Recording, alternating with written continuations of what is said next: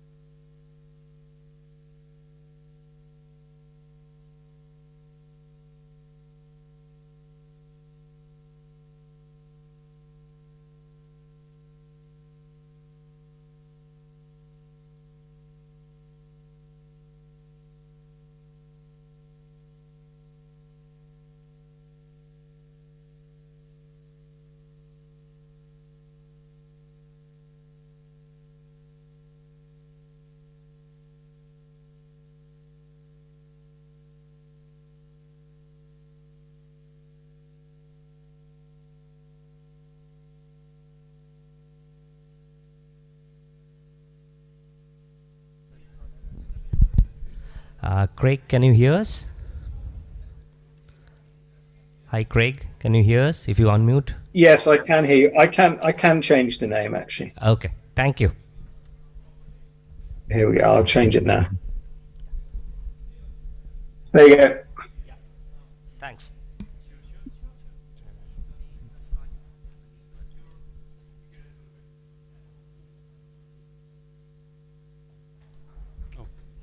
Hello. Okay.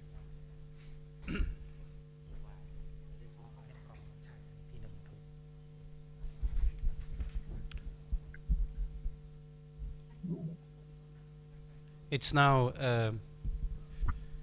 3:26, so I think we should get going on this one, and others may join this as we move on.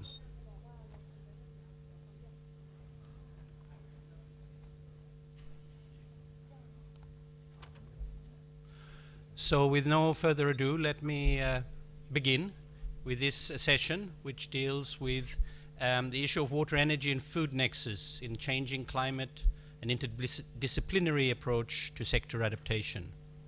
Water, we all know, is critical for life. We can't live without water. It also causes problems sometimes, and it's critical for our existence.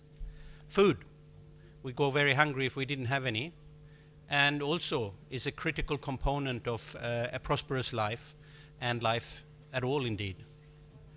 Energy, in our modern world, we are more dependent on energy than ever before, whether it's electricity in our house, whether it's a car that we are driving, or whether in cases we are flying elsewhere or are doing other things such as machinery.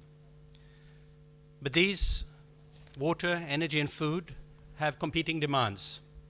Hydropower and thermal power plants require water, irrigation, problems with evapotranspiration of water and polluted return flows, water management, flood control, and irrigation and hydropower are often very difficult to combine.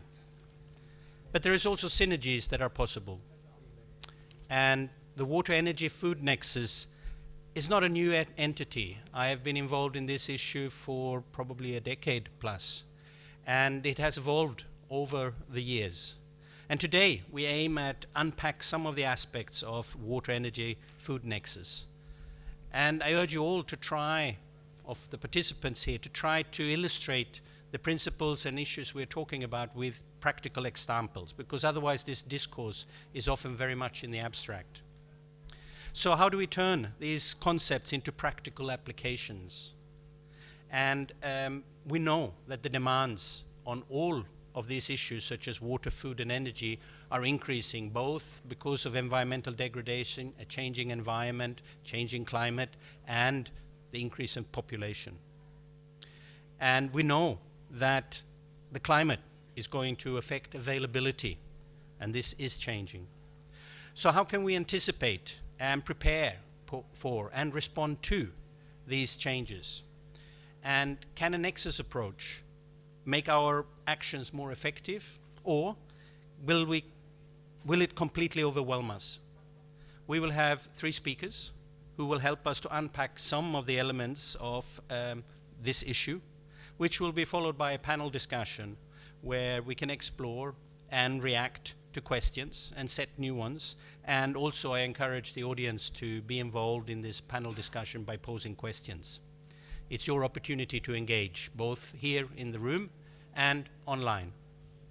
And with that, I would like to move into the first part of our session, and I would like to invite our first speaker, Dr. Niladri Gupta, who is a senior water resources management specialist at Asian Disaster Preparedness Center, and he focuses on synergies between water management and climate change. Niladri, the floor is yours.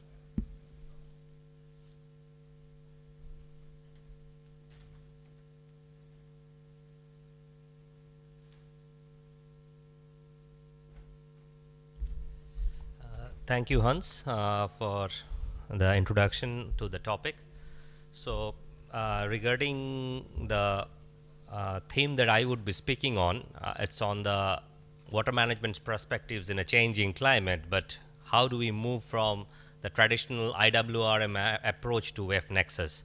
Whether we need to move, or whether it's just an extension of the IWRM approach, or how if we want to move, what is the process of moving?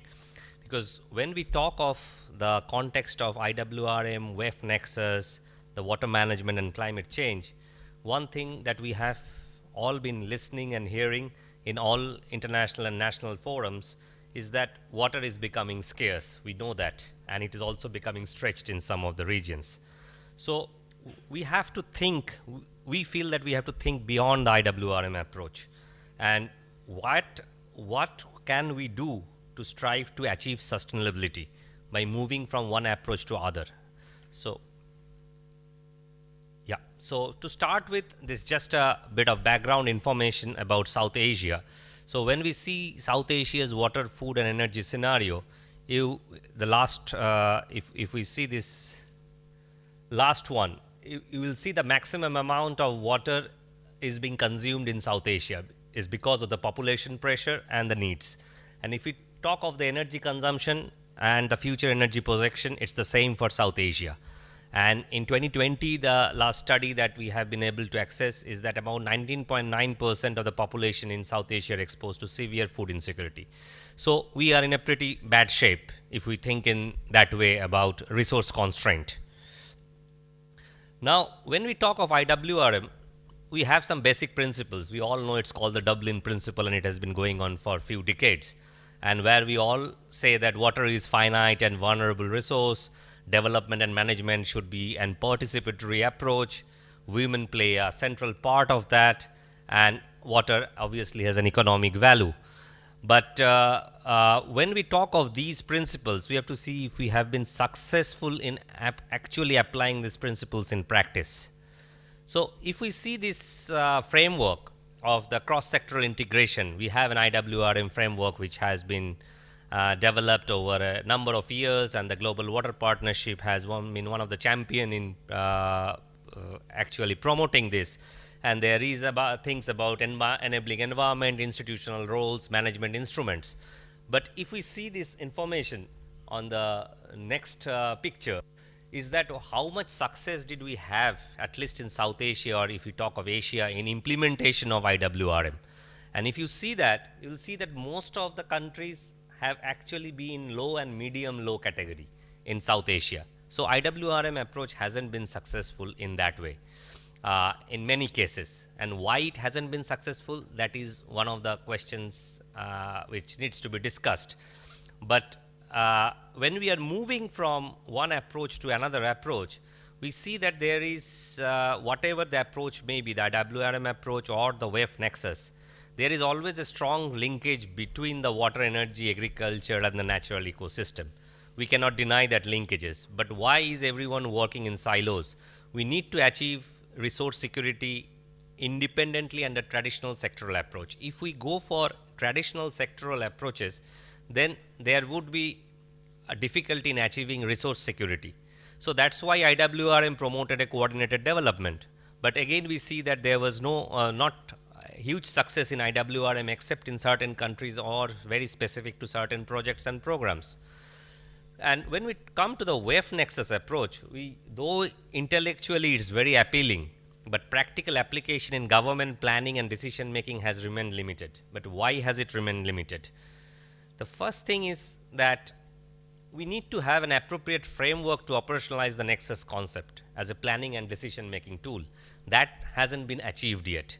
Another is one of the challenging tasks because of which IWRM application has been limited is bringing sectors together. How do we bring all the sectors together on the same table and move from the silos approach? Then there is a requirement of a systemic approach and framework that provides actors with a common ground. We cannot always say that water, water and water. We know that water is the most important, but if one sector focuses too much, then the other sectors thinks that, oh, they are the priority, then we are not the priority. So we have to have a systemic approach and framework that provides all the actors a common ground and facilitate coordination across sectors. And I would say that NDC has been one of the, when you see the NDCs that are being developed by the various countries, all the sectors have come together to actually develop NDCs. So that structure may be one of our link. And then translating nexus ideas to concrete steps for governments to apprise policies and evaluate nexus issues and options is another one, which we need to keep in mind from moving from IWRM to WEF nexus implementation.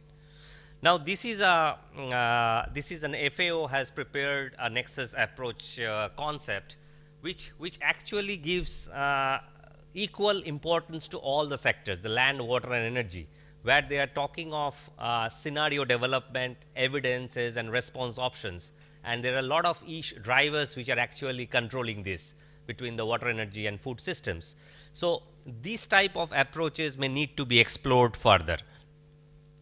So while we are establishing the nexus arrangement, there is one thing about evidence collection, as we saw in the earlier diagram, that is the inventory of current statuses, identification of development priorities, and then carrying out a nexus assessment on understanding energy balance, water balance, climate variability, understanding food security and the ecosystem, because all has to be considered.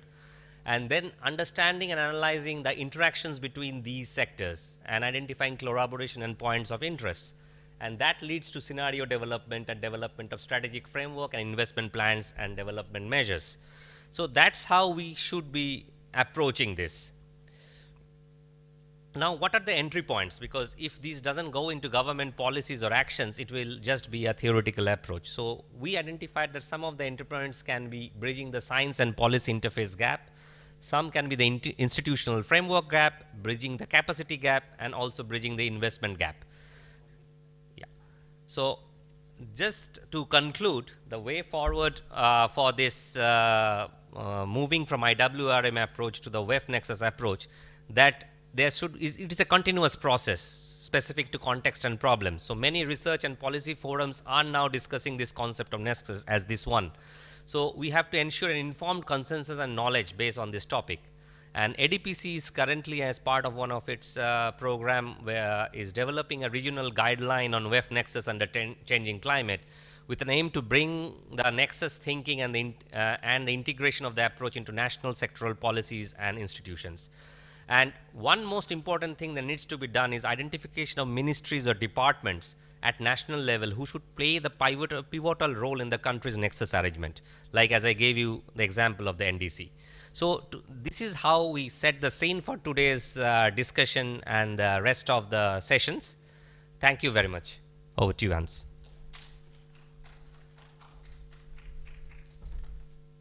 Thank you very much. And we swiftly move into the next presenter with a slight rearrangement here. And I would like to give the floor to Dr.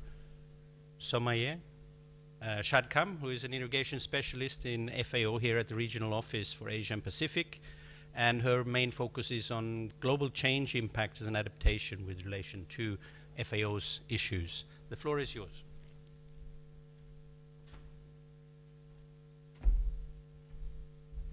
Hello. Today I want to talk about climate-smart irrigation in the context of water, food, and energy.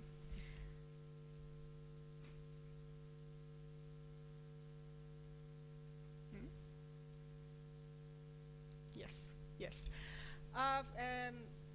Because I have been told that we have less time that we suppose, so I skip just the layout and then go and explain that what is the role of irrigation in water, food, energy nexus. As we know that all aspects of energy production needs water. On the other hand, 90% of water used in irrigation. So, and also irrigation needs energy for transformation, for treating, for distribution, for pumping. So as you see that irrigation and the nexus highly interconnected, and changing demand in irrigation will considerably impact the nexus. So how is irrigation in Asia? Yeah, sorry.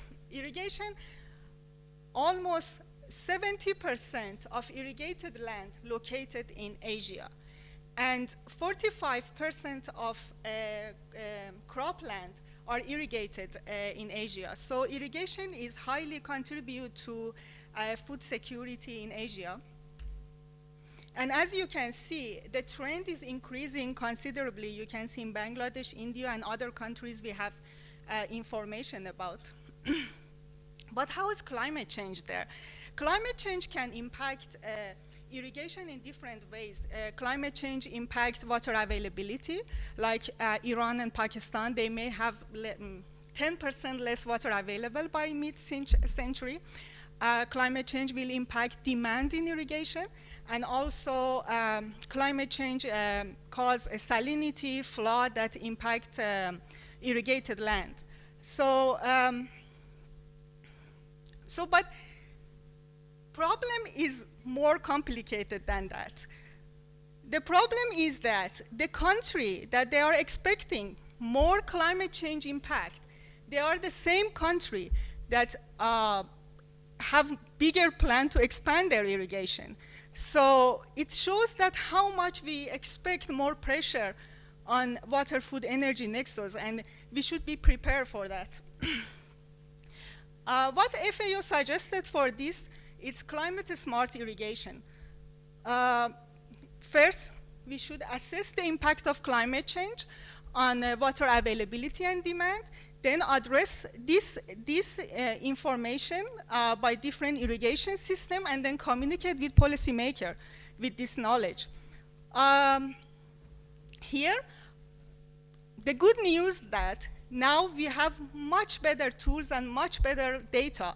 We have remote sensing data that we can run our hydrological model with much less uncertainties. So we can have future water available and demand under different scenarios, even in remote places.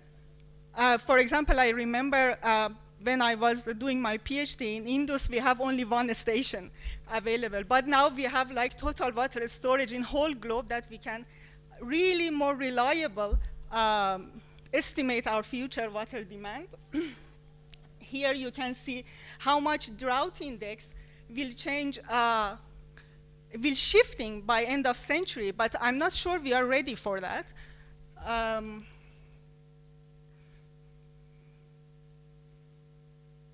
Yes. So what FAO is doing, we address, after knowing what's going on, we address this issue. For example, if we have less water available, we encourage farmers to reduce their irrigation evaporation and irrigation loss, or have planned deficit irrigation. But if they have higher variability, they should have on-farm reservoir, for example. And if the uncertainty is so high in the basin or in the area, we should help them to have insurance for their crop. But it's not all about what we should do for dry years. We should be very careful for wet years, and we have planned for that. We should tell them that, for example, in wet years, they can do intercropping and increase their income. If they don't have plan for wet years, they will expand their irrigation area. And in dry years, they don't have water, so they use environmental flow, which is a damage for everybody.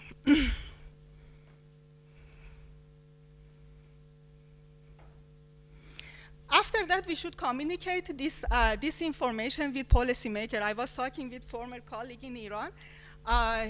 He said that it's years we are planning 120 billion cubic meter for agriculture, but now it's couple of years we have less than 90. But no policymaker consider that. And by the end of the year, there is a big conflict between different groups and taking water from environment. And it's really a mess when policymakers still didn't see this whole picture.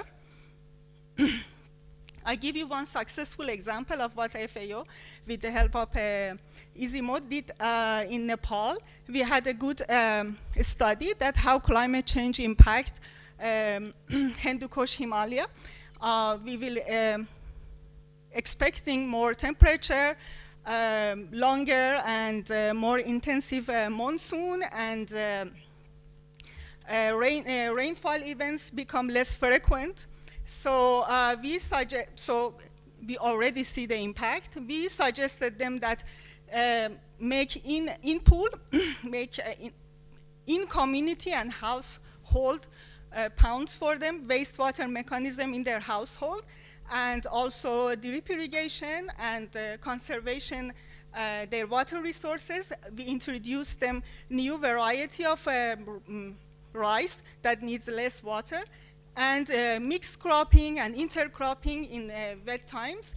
So as you can see, the result was really good. They have much more yield using chemical decrease, and all of participants in household, they used wastewater in their house for agriculture, for household agriculture. So the key message of this is that irrigation is a key in water, food, energy nexus. Asia has highest rate of irrigation and is going to increase. Climate change will have a significant impact in water availability and demand in irrigation sector, which can cause failure that propagate across the nexus. So climate smart irrigation can increase resilience in throughout water, energy, food nexus. Thank you.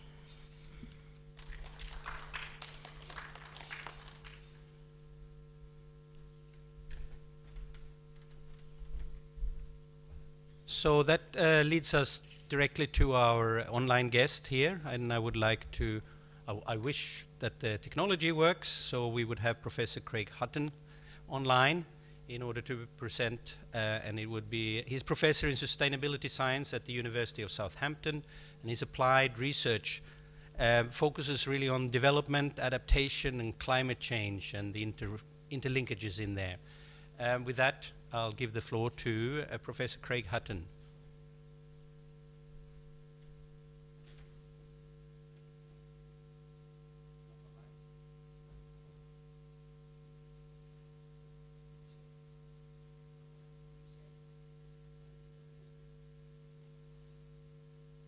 Hello? Hello, can you hear me? Yes, we can hear you. Please go ahead. Okay, great then. I will share my screen now. As we struggle with the technology. Okay.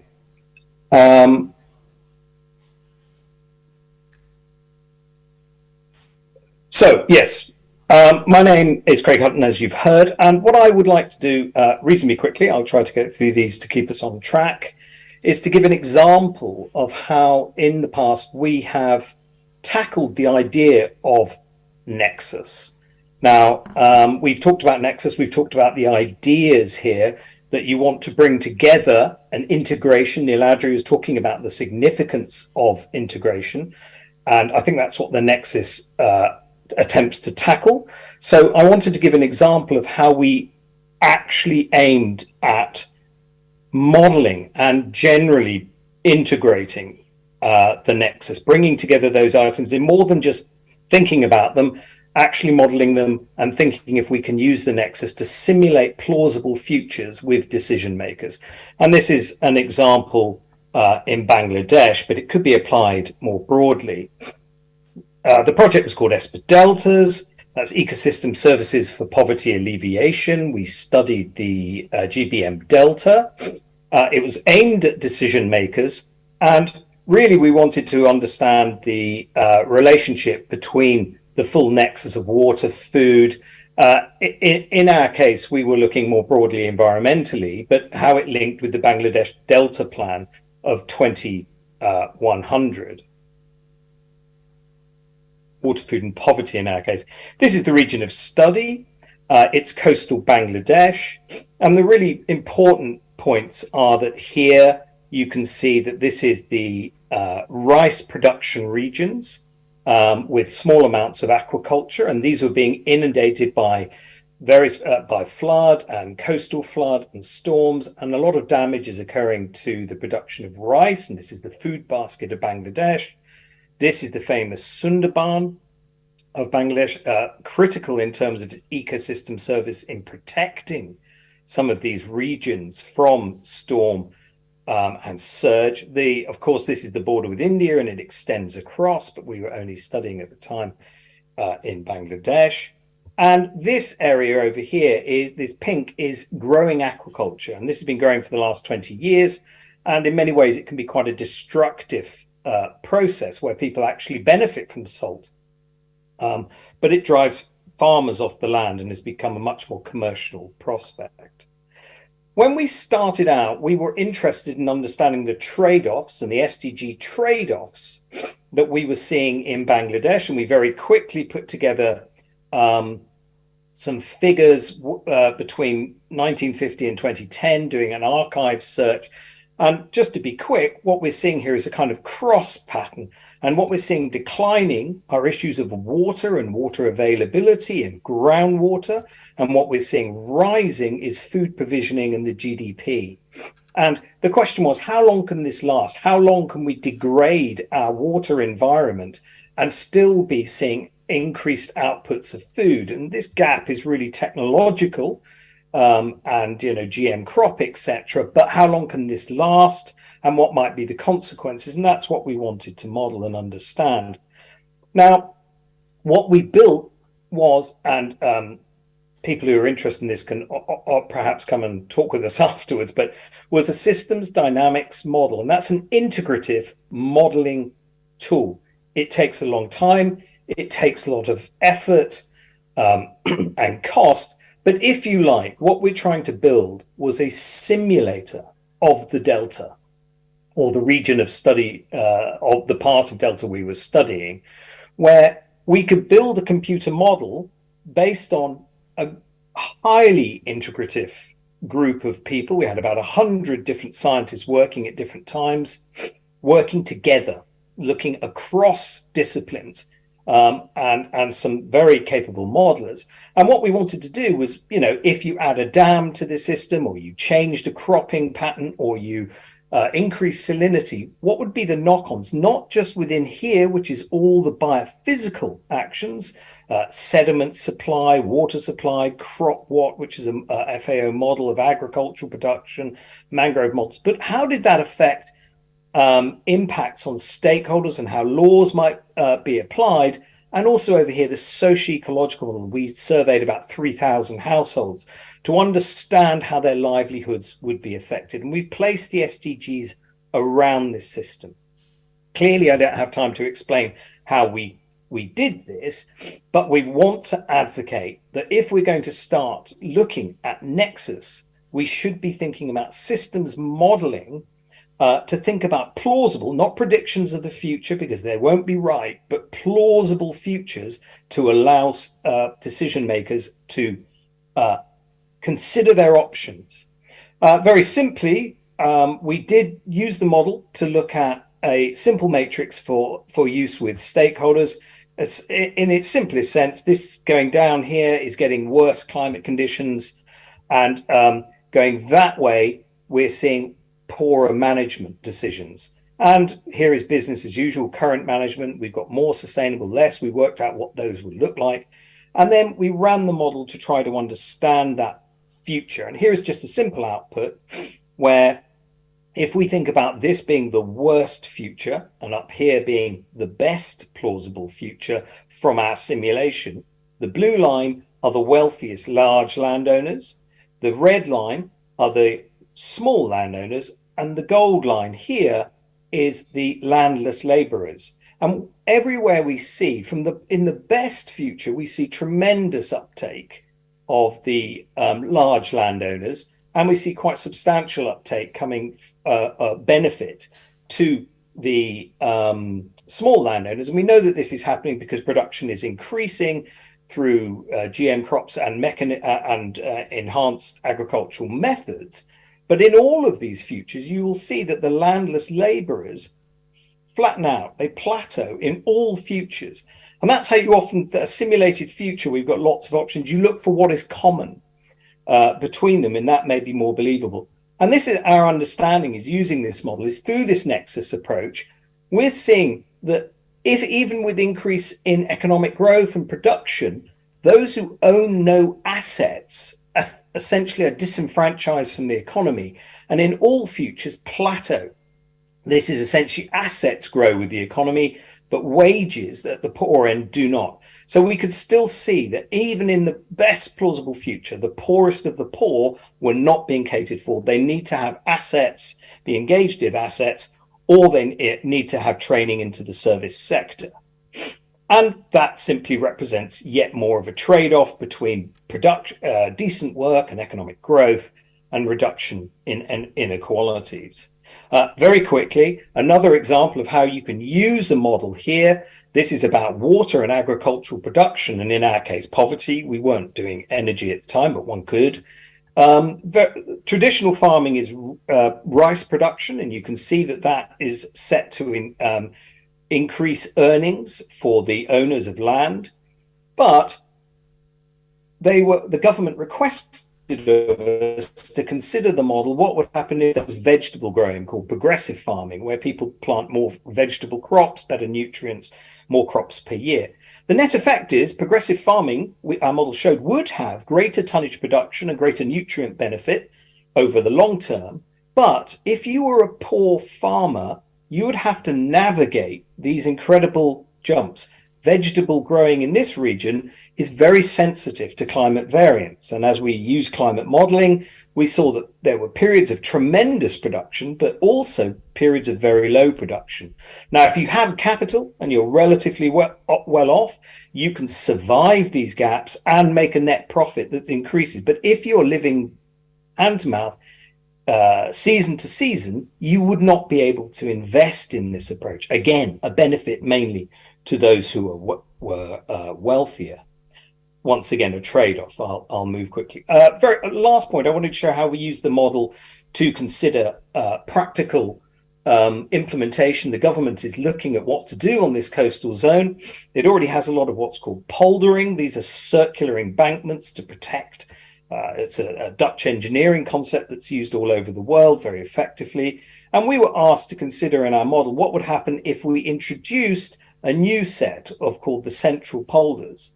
So we built these into our model and ran the model. And you can see with this shows degree of flooding.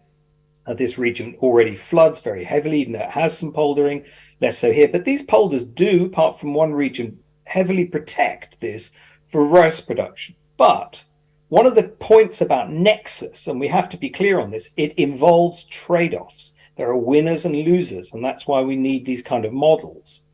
What we found, I don't know if you can see below my talking symbol, sorry, is that this benefited by 40% per year production of rice, building it, but it had a negative impact by diverting flooding to this very poor region and increased flooding in that region, something nobody had considered without modeling it.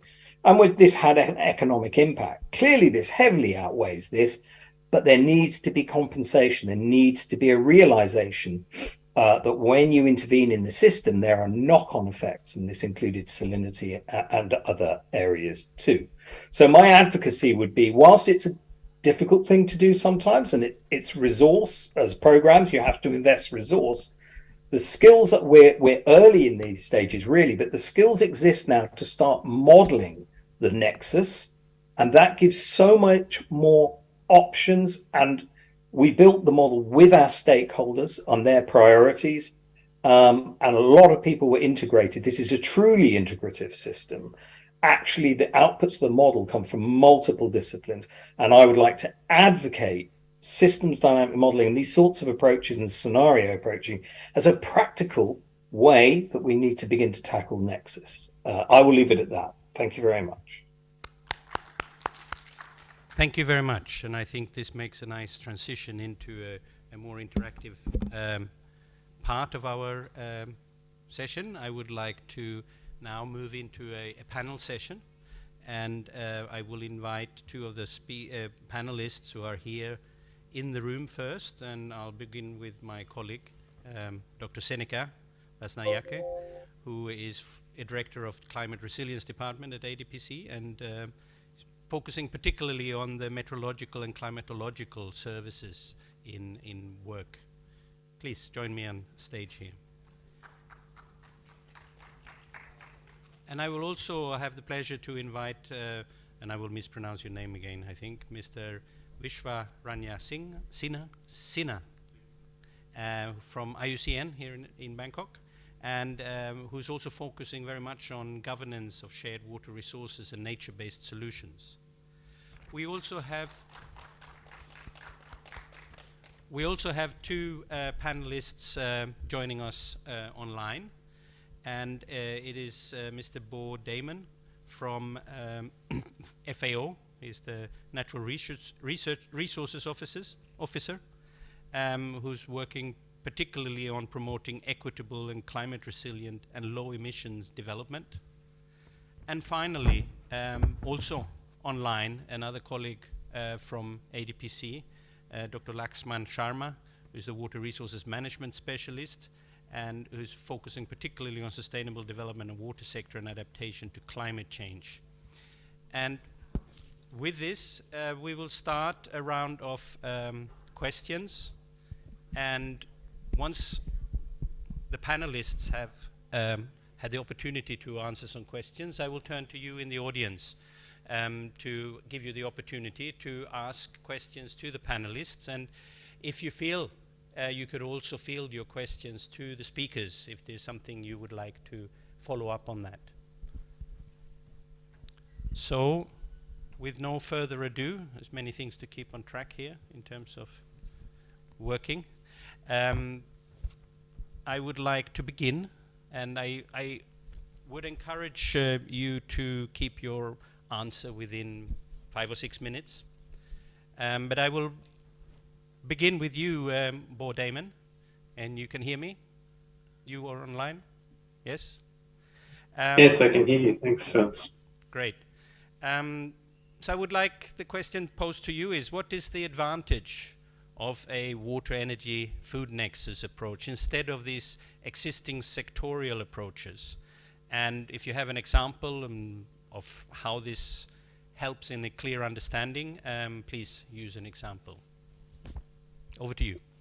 Yeah, thanks very much. When I think about the nexus approach, I think the benefit comes from being able to embed it in thinking of the broader system, a food system, particularly from the point of FAO. And indeed, what we've seen over the last few years is a transition in our work where, I think we, for a long time, focused very much on different aspects of the production. And now we are at the point where we are actively engaging with a range of actors and talking about the agri-food system as a whole.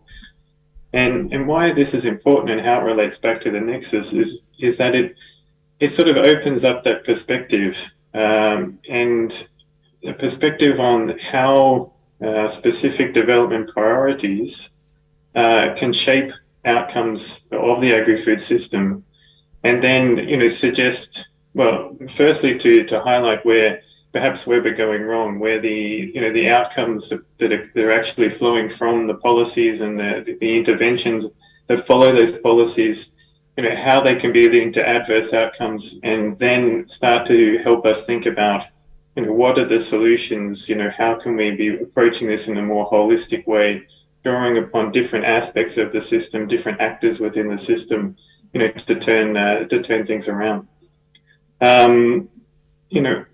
When we're thinking about the food system in Asia and the Pacific, if we were to think about the last 5 decades or so of development within the sector, there has been tremendous change, but also significant action to reduce food insecurity across the region. In Southeast Asia met the first MDG target. South Asia, very close. There has been gradual reduction in the number of food insecure across the region, and that's come from policies and investments that were directed towards increasing productivity and output in agriculture. And those investments included things like irrigation, better utilization of water, and also injection of energy into the food system, whether it be through additives, fertilizers, or pesticides, but also the increased use of mechanization, particularly in the last few decades. Now what we've seen is that policy priority, to focus on increasing productivity, to get more food into the hands of the people in the region, has been a success in that sense. But it's led to a number of other negative impacts in terms of increased vulnerability to water stress, to climate change, in terms of an overemphasis on calories, and then a less emphasis on nutrition, and we're seeing persistent malnutrition across the region, and also degradation of the natural resource base. Now, if we were to take a systems perspective and look at those outcomes, we would see that, okay, maybe on one side of the ledger, things have been improving, although we're still a long way away from zero hunger in the region. When we consider the social dimensions, the environmental dimensions of the policy settings that have been in place across the region, the impacts are, less than admirable, let's say. So, the nexus, for example, provides a view of these types of issues. It allows us to a number of entry points to look at what are the outcomes that are coming from the policy priorities in the food system itself, in the broader context of the food system. I think a good example, one that's probably been highlighted a lot before and alluded to in the introductory presentations, for example, is the subsidies, the policy emphasis, for example, that was put on increasing productivity and output of staple crops like rice and wheat in, let's say, northern India. The cases there, say in Punjab or Haryana province, where there has been a lot of government support, subsidies for irrigation, for electricity, really focused on increasing productivity in response to a real need in terms of meeting, addressing food insecurity, making sure that there is enough food for people to eat, which has led to degradation of the groundwater base, increasing susceptibility of farmers, to impacts of climate change, of course, and also to variability in growing season conditions, and also, limiting, opportunities for other livelihood activities, for example, that could generate income and lead to additional development benefits. And, this was one of the case studies, of course, that FAO looked at back when we were investigating the potential for the nexus as a way to assess, outcomes across the food system, to look at the impact of the different, or the potential for the nexus to provide us with ideas and solutions for these types of development challenges in the agricultural sector. Now, the reason I wanted to highlight that example is because, again, using that food systems thinking, drawing upon some of the experience that we've had, applying the nexus concept that was introduced by Niladri earlier today, we've been working with the government to develop a program under the Jeff Food System and Land Use Restoration Program, to look at the food system in Punjab and Haryana, but also Chhattisgarh and Odisha in the southeast of the country, and looking at how we can work with the government through the policies that they have in place, the National Food Security Mission, the Sustainable Agriculture Mission, and other supporting policies to work towards a more sustainable food system in these provinces and in India more broadly. And a big part of the approach there is to look at these issues related to the nexus in northern India, to look at how subsidies for energy and water are leading to degradation. Is there opportunities with the support of the government to look at migrating some of those production systems to areas of the country perhaps more suited for growing of staple crops that have better access to water, have less need for high inputs of energy, to achieve similar levels of production? And then what are the alternative livelihoods opportunities in terms of diversification of food system production? Is there potential to look at traditional cropping systems in these regions as sources of income and livelihoods, to try and start addressing some of the adverse outcomes that have come from that policy emphasis that's been driving, some of these adverse impacts in the other areas of the nexus in terms of water scarcity and security and also energy consumption. So I'll leave it there. I hope that's a helpful example. Yeah, thank you. It's very practical, I think, in the sense of one way of looking at it is in the sense of saying you can use this approach to try to untangle these unintended bad effects that are caused by unintended when you're focusing on only one output. So that's a very good example. With no further ado, I would like to turn to the next question, and since this is my staff I'm talking to, so you will have to be short in terms of time. I would just like to add how current climate change and variability is likely to affect the water and food, energy and food nexus, and how can this be communicated to policy and decision makers? And I mean, we've touched upon some of these things, the importance of communication. So perhaps from your perspective, how do you look at that? Thanks, Hans. It's going to be a tough. If I want to complete or finish within 5 minutes or so. So I'll take this as two questions, two parts. The first one is, of course, climate change and variability, how it is linked to WEC. And the other one, of course, the policy, the question. So climate change and variability, for which we are familiar almost like the 3 decades. Ever since we have seen the first report of IPCC in 1991, and of course before that, of course, it was known to the scientists, the researchers. The variability is also, as I was mentioning, quite familiar, because every day we are like experiencing hour to hour, day to day, or week to week, or month to month, season to season, so inter-annual, interdecadal. So, but now what we have seen in the past, we have seen those fluctuations within a specific range for which we could cope up with.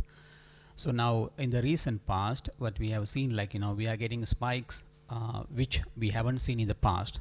So maybe our coping capacity is not much there. So when it comes to the sectors like agriculture sector, farmers, or even the other sectors as well. So that's why we started thinking how to sort of adapt, because it was mentioned in the previous discussions as well. Professor Salimul Haq, how we have we have been going through sort of different phases. So 2015 Paris Agreement, they set sort of some targets, 2 degree Celsius by end of this century, or if possible 1.5. So we have seen after that actually two reports, that is the 1.5 reports IPCC, which was published October 2018, and very recently IPCC 6th annual report. It clearly says that no, we may not probably be able to achieve that, because 1.5 degree target might cross 2040 or 2050. So we are really trying to understand, and then of course we need to work together how to sort of minimize, reduce this impact, and then maybe increase adaptation as well. So so this is about the climate change and climate variability. Then let me move into WEF. So I think in order to talk about water, energy, food nexus, we have been listening to other speakers as well so far. We have seen some sort of statistics as well. So I have seen that 70% of the fresh water, global fresh water, is being used by agriculture, so on and so forth. So water is also important. So if there is sort of some variability, if the variability is increased over the year, this is the thing, because of the increase of intensity as well as frequency of the events. So that certainly affect to water. Of course, there is sort of linkages, cascading impacts, as well as linkages with energy as well as food. So let me take an example for in order to get better understanding. So let's talk about a sort of river basin, so which has a natural boundary regardless of political boundaries. There are some sort of issues with, if there are political boundaries, transboundary issues, so we can set aside that thing. So suppose we have a sort of upstream, what you call that, reservoir. So the regulation of this reservoir water or the dam is also maybe depend on the country, may be done by some sort of agriculture, irrigation people, or even some energy people. So the regulation is very much important to sort of to understand this nexus. So during the water, rainy season, so that can be used as of course to reduce the flood events, so they can store water. That's also a good thing. So then so during the dry spells, of course, they can release the water. And this reservoir, if it is connected with the hydropower, so this is also another important for us to understand the people, the actors who are really involved in we need to work together. And then during dry season, so they can release the water, of course, for the electricity, as well as that can also be used for through the irrigation channels, the agriculture sector as well. So with the variability, now we have been talking about more extremes and more extremes. So the too much water as well as too little water. 3 days back, actually, WMO released sort of the news which Niladri shared with me. So this is a kind of third consecutive year La Nina. This is a triple dip. So last 3 years is very rare. So this going to be impacted. So then if there will be a prolonged dry season, so it's going to be a serious issue for this if we take about the water sort of river basin approach that I have been trying to explain. So then the people, actors in these three groups or the 4 groups or whatever the groups, the water, energy, food, they need to work together, and accordingly they need to sort of address this issue. The second question, very quick, briefly. So when it comes to climate change and variability, I think most difficult part for us actually, communicate, convince the policymakers, the numbers. For example, if we say future scenarios, they like to see numbers actually because of the uncertainty involved in the model uncertainty as well as emission uncertainties. So the scientific community is facing some difficulties to communicate the uncertainty with the policymakers. And then the good thing is happening, now it was mentioned earlier as well in the previous session. So for example, NAP process and the NDC process, which are really important because there are global instruments to push through the countries to work the people together. So NAP actually, when it comes to NAP or even NDC, agriculture, water, energy people should work together, so that that connection probably can make quite nicely. So in that way, so probably we can get this people together, policymakers together to better convince. Thanks. Thank you. It's obviously dangerous to give anybody a microphone because it's a long talk. But thank you very much and going through these ones. I will turn to you now, Vishwa, and focus a little bit more on, while the Nexus studies often mention this importance of integration, of integrating water, energy and food systems, there isn't perhaps as much clarity on what that integration means or how it's done, or it's done in different ways, I think. So how can such a consensus be realized, or is it not needed, perhaps? If you could explore a little bit on that without too long, so we have time for other questions. Yeah, sure. Thank you, Hans. And it's a difficult question on whether there is consensus or not. So we don't have consensus on what the development should look like. So why we are expecting there will be a consensus on Wi-Fi Nexus. So my name is Vishwa Ranjan. I work for the IUCN Asia Regional Office, mostly on transboundary water governance issues. So my job is to work on mainstreaming these concepts and ideas with the government. And what is the challenge that we face? So I've just noted a few points here. So first thing is that when we look at what is available, I mean, I'm talking in terms of South Asia. So there is poor data, there is deficiency. A lot of what exists is models and theories on Nexus. So it's still at a very, I would say, a technical approach, which helps us understand, okay, this is the way we need to move, but how we have to move, we don't understand. Other thing which I see is that you have to facilitate dialogue, you need the integration point, how these three things are connected, or four things are connected. What is the impact of one over other? What we see is that globally there is a lot of data available national level. So how we identify the scale, how we do some analysis which is relevant for the policy in South Asia. For example, like I could just give you one example of how agriculture and energy is related in India. In 2009, 20% of the energy produced by India was used in agriculture sector. So there are those connections. Then the third point which I feel is kind of hindering the development is development of, it's also linked to that development of toolkits to support the planners and governments to solve specific issues. So the question now again is what scale we should look at. So that I feel is sometimes not very clear when we are getting into the water, food, energy discussion. So we need to first determine what scale we are working and what exactly we want to achieve. Then I also think that it's about communication. So you can do the assessments, you can develop solutions, but how it is communicated to the government. So some kind of a communication strategy, and where you engage a wider group of sectors from civil society and media, build their capacity to communicate and disseminate those ideas, build pressure on the governments to work in a certain policy direction. Two more points I feel here are important is that we have to understand and look at Nexus as an iterative process. So it's slow, it is very stepwise. We have been doing some work on water, energy, food nexus in the Mekong region and the Ganges River Basin.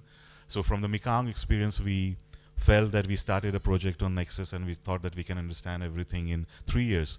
And 3 years' time was just taken to identify what are the Nexus priorities for the, say, Mekong or the 3S river basins. Then we picked up a few priorities from there. That, okay, between agriculture and water, looking at the Nexus. So we looked at coffee plantation in Vietnam and how by changing the coffee practices, so coming up with quantified examples of what change will lead to how much gain or less withdrawal of water. And we found that almost by changing the coffee plantation, by improving the varieties and some land use practices, we can save at least 200 cubic liters of water, which is almost equivalent to the dry season flow. So we got at that level, but now how we actually make some change, and that's where you have to work with the governments, build their capacity on the tools, and also use these kind of Nexus solution to bring everyone together to get into the dialogue and use these dialogue processes to build collaboration, identify trade-offs, and understand what is the win-win scenario where everyone is agreeing. So I think one part is having the solution, another part is mainstreaming it. And when you are going to the mainstreaming part, that becomes really difficult because of the trade-off discussions. So yeah, this is a few points I wanted to make. Thank you. And I think you highlighted so many important issues there, coming back and linking back to what earlier was explained about this trade-off situation. I will turn to you, Laxman, and for you, we know that South Asian countries are in various levels or various stages of attaining water, energy, and food security. And is it desirable then to have a complete sovereign security in these three areas? This is something that has perhaps come very pertinent in the past 8 to 10 months due to global changes, etc. So if you could explore on that a little bit, and then we will turn to the audience. The floor is yours. Thank you, Hans. Thanks a lot. This is a very pertinent question, and it has connotations on political economy of any country as well as financial economy. So in an ideal world, if it were without borders and everything, we would optimize the resources in one country and help the other country, things like that. So sovereignty of water, energy, food components would not be desirable or a want or a thing that would be necessity. But if you look at the political economy of any nation, that nation would, of course, will want to deserve the right to plan for its own water, energy, and food, and how to develop it or how to maintain its ownership of these components. So it becomes a very political issue when we try to define what is desirable or what is not desirable in different countries. So, for example, ideally, if you want to optimize the water resources, and for example, in the region, Pakistan, Bangladesh, Nepal, or India, or Sri Lanka, and other countries in South Asian region, all of these countries have their own strengths and not so much strengths. For example, Nepal has a high potential of hydro energy, renewable energy, which it could exploit and export to the neighboring countries to meet their energy demands, and other countries could produce more food and exchange with energy with Nepal and things like that. But that's a very ambitious utopian world sort of thing.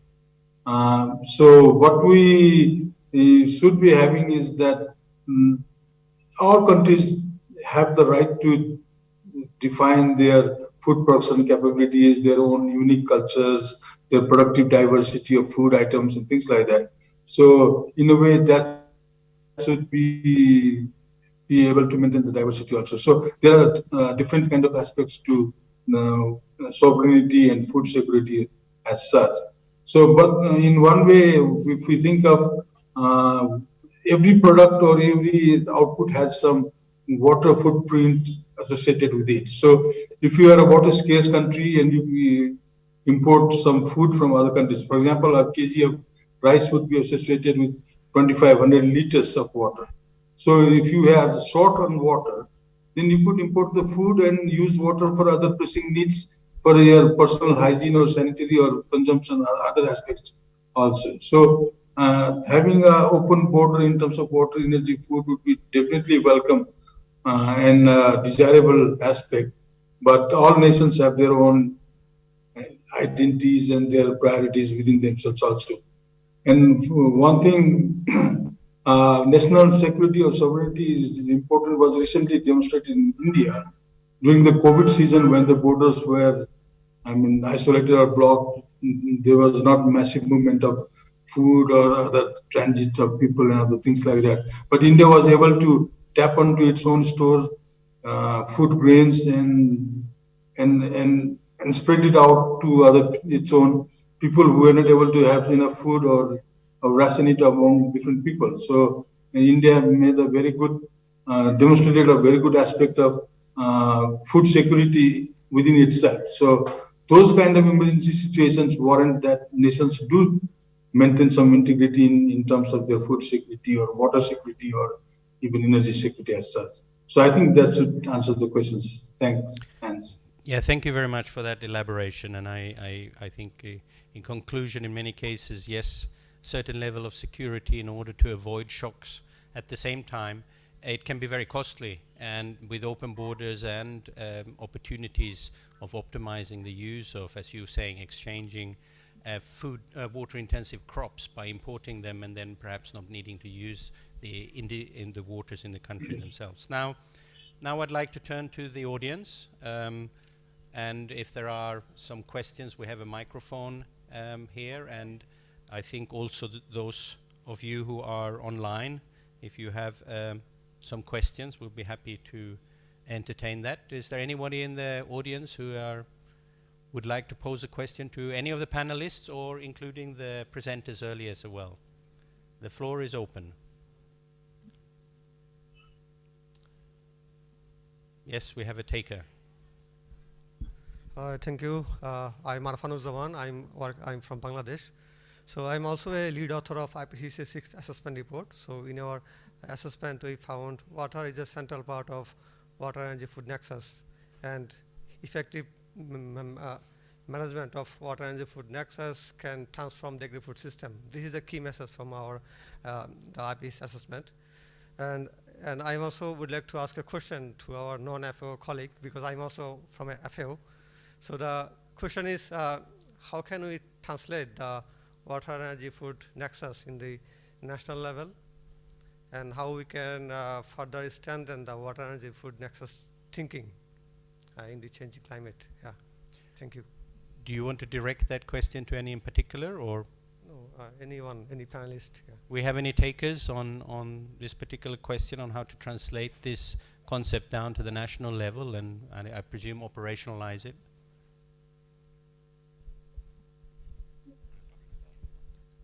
So, Dr. Niladri. Well, I could. Yeah. Sorry, go ahead. Yeah.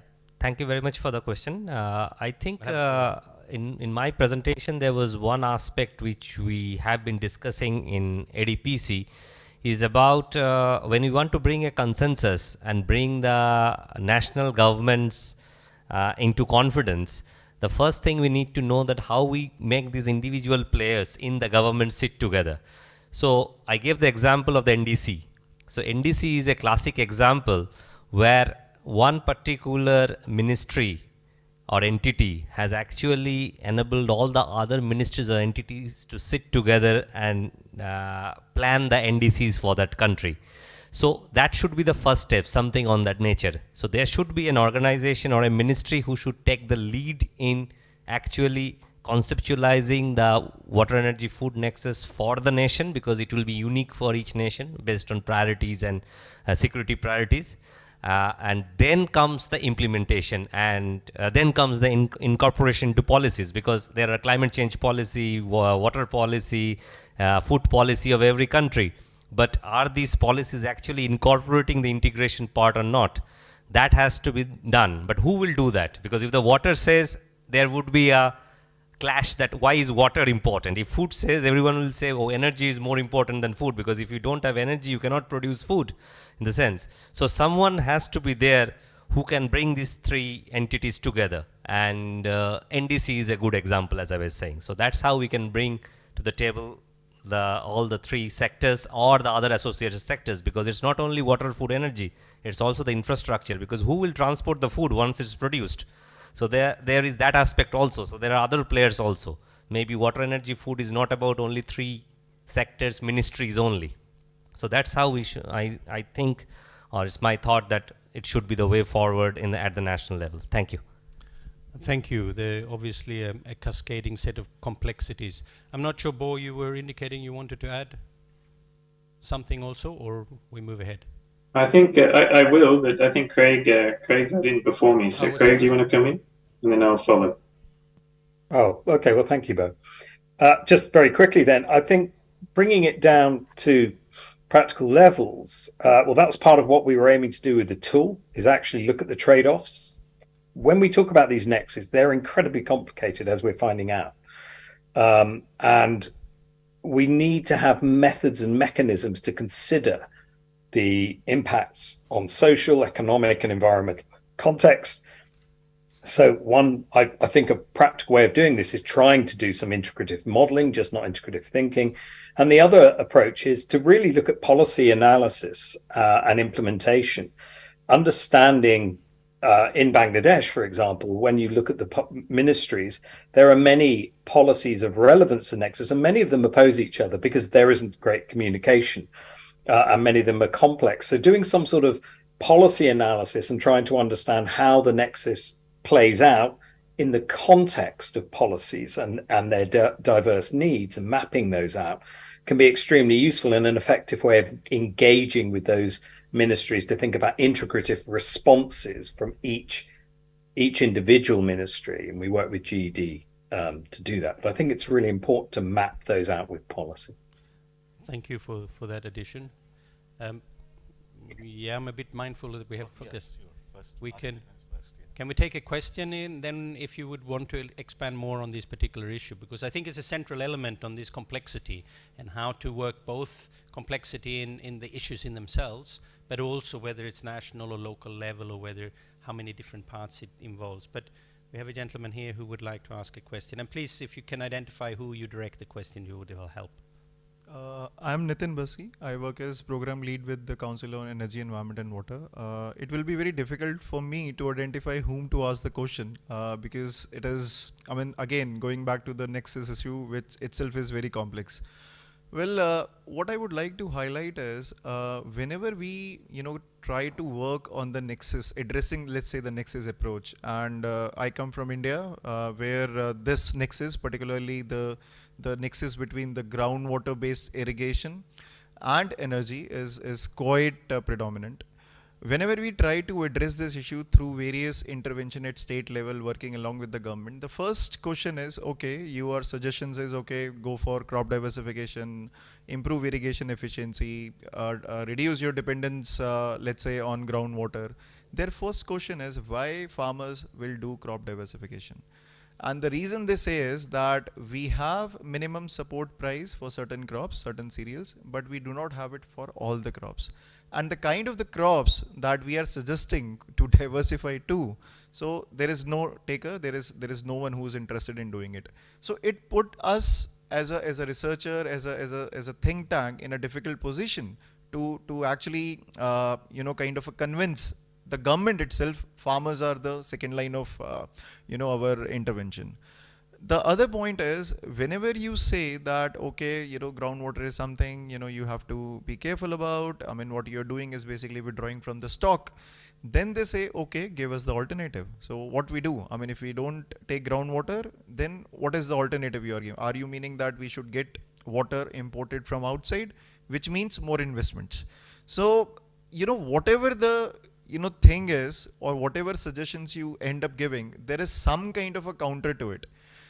In your experience, I mean, I see that there is a lot of experience here. So in your experience, are there any specific cases where, let's say a crop diversification, or in fact, reducing dependence on groundwater has actually worked, and it can be referred to while dealing with such states or bureaucrats? Thank you for that. So this is a challenge. Is there any takers on this issue of a practical example where it works? And I will have to stop you after 2 minutes because we will have to wrap up shortly. Any takers on that question? Bo? Yeah, thanks, Hans. Yeah, no, I agree. It's a tough. It is a challenge. And as the example I mentioned from the work that we're doing, for example, in northern India, this is one of the key issues we are trying to tackle hand in hand with the government in that project. Actually, what we have found useful, at least at the policy level, it relates very much to what Craig has been saying as well, in terms of trying to get the right stakeholders around the table and look at different scenarios, using complicated or even simple modeling products, and going through a collaborative process or multi-stakeholder process of looking at the current situation, trying to imagine different futures, and then having an open and honest discussion about what the policy response should be. What are the measures that are required to turn this issue around? A recent example of where we've been doing that is in Laos, and with again, as Craig was suggesting, based on integrated modeling products, looking at how climate change, for example, impacts on suitability of a range of important crops across the region. It's opened up an opportunity to have a broad discussion with a range of stakeholders in the government about the types of adjustments in policy, in incentive mechanisms, in investments in infrastructure are going to be required, to address some of these risks that are coming with climate change that are the result of, existing or prevailing policies. That's at a very broad level, but it is encouraging to see how that type of dialogue and how evidence-based inputs can open up a discussion about possible futures and the best way to try and address them. And I just have to highlight here that, again, it's about plausible futures. It's not about, a definite modeling product saying that this is the future that will eventuate. We need to be thinking about multiple possible futures and try to find a way to anticipate and be prepared from a policy perspective and, of course, tangible interventions. So that has proven helpful. Thank you. And I think perhaps throwing my hat into the lot there, in some cases you may have to ask the question, should we irrigate in this area at all? Maybe we should do something totally different. And I think wrapping up, I'm not going to try to conclude everything here, but I think a couple of issues come over. Having been involved in this discussion for more than a decade, it's very clear that we have moved certainly into where a process where we have more concrete tools, where specific situations can be analyzed. And I think, Craig, you provided a very good example about how this, to be a wicked problem with so many complexities, can be at least teased apart and look at, as you said, plausible futures or plausible consequences of changes. And that helps in teasing out these issues. Perhaps then to use another approach to identifying whether this should remain a priority. In some cases, you may have to give up priority, saying it isn't in our interest to put so much effort in this area for agriculture because the returns are not, it causes so many other knock-on effects. We're running out of time. I would like to thank all of the presenters and the panelists for this rich discussion. I encourage you to follow up with each other, and those in the audience who have other more direct questions or perhaps wants to dig down into the models, etc., don't hesitate to reach out. And with that, I will have to close this session, and thank you very much and for your engagement, and hopefully we have raised the awareness on these issues a little bit. Thank you very much. Thank you.